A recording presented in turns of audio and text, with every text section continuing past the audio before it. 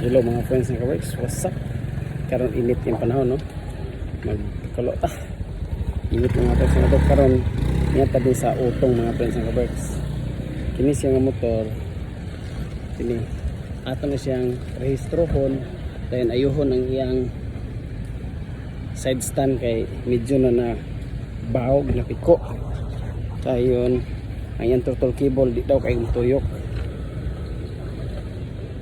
Naman balik man mga friends ng ka-works.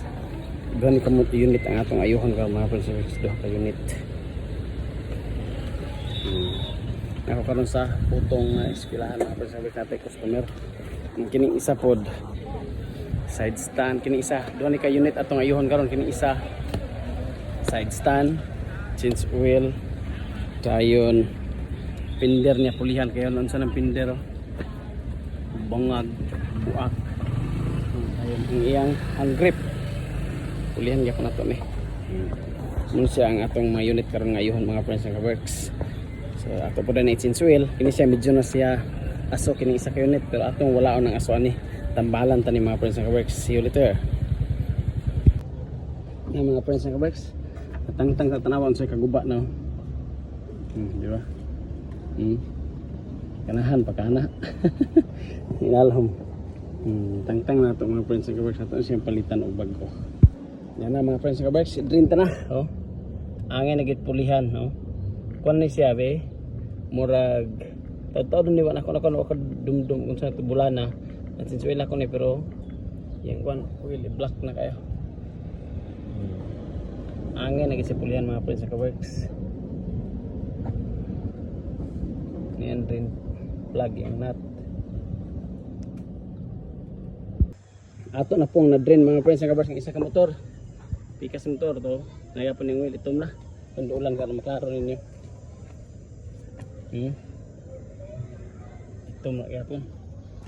So karon ni isa manam na to since wala to since pandar. Stiyang to yung mga reklamo og okay na ba mga friends ng ka-works atong i-check ang tanan. Kini siya nga motor kay mo maning aso mga friends ng ka-works ato siyang tubilan. Atong ayuhon wala to yung aso. Siyempre atong hinduan ang iyang engine nga sulod mga friends ng ka-works. Sure ko yung piston ani nanani itom ani mga friends ng ka-works. Hugaw na ni. Gautol ni siya kuan takuling. Ito na siyang hinluan mga friends ng ka-works ang iyang engine sa sulod mga friends. So unya atong matestingan atong tanawon ug unsay result. Atong itubil mga friends ng ka-works. Tanawa kung sa kating awang oil then unya ang resulta. Kita po yun sa resulta ni.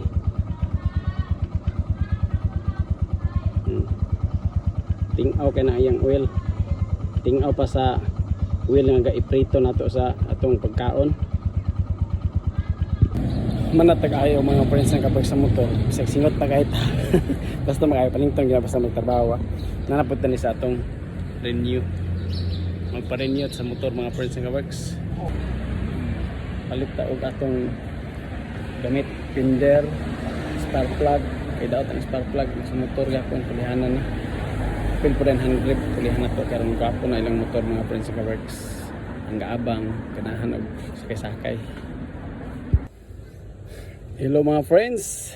Ani anata na natay update sa atong mga unit mga friends ng ka-works. Kini okay na.